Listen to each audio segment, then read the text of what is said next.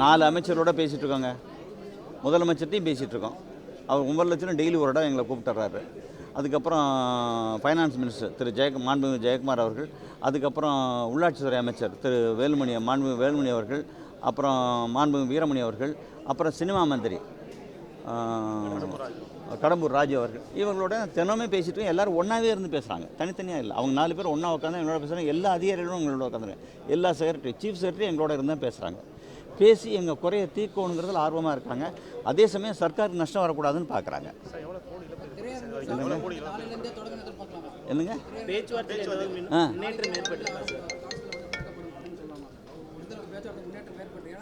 முன்னேற்றம் நிறைய ஏற்பட்டிருக்கு. நாங்கள் எதிர்பார்க்குறது இன்றைக்கி இரவே நல்ல முடிவுக்கு வந்துடும்னு எதிர்பார்க்குறோம். எதுவும் எதிர்பார்ப்பு தான். அதுக்கு மேலே நான் சொல்கிற ஒரே ஒரு வார்த்தை தான், காட் வில்லிங்.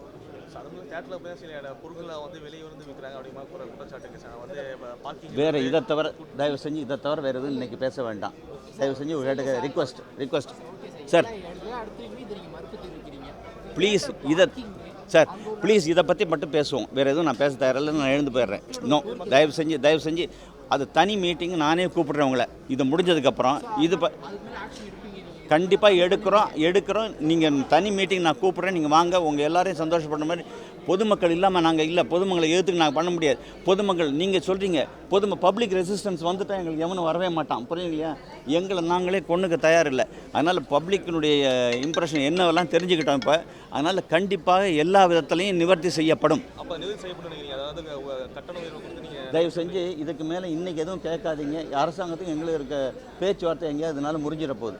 தயவு செஞ்சு என்னை எதுவும் கேட்காதீங்க. இதை மட்டும் கேளுங்க. இன்றைக்கி இருக்க பேர்னிங் சிச்சுவேஷன் இதுதான். இதை மட்டும் பேசுவோம்.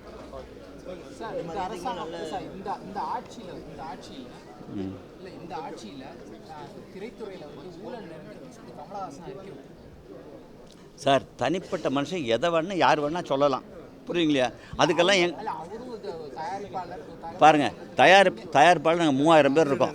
அவர் கமலஹாசன் வாங்க என்ன, அதனால் அவர் சொன்னாருங்கிறதுங்கிறக்கா எங்களுக்கு தெரியாது. அவர் சொன்னதும் தெரியாது, அவர் ஏன் சொன்னார்னு தெரியாது. அவர் நாங்கள் அதுக்கப்புறம் சந்திக்கவில்லை கேட்குறதுக்கு. அதனால் அவரை பற்றி அவரை கேளுங்க, என்னை கேட்காதீங்க. தேங்க்யூ.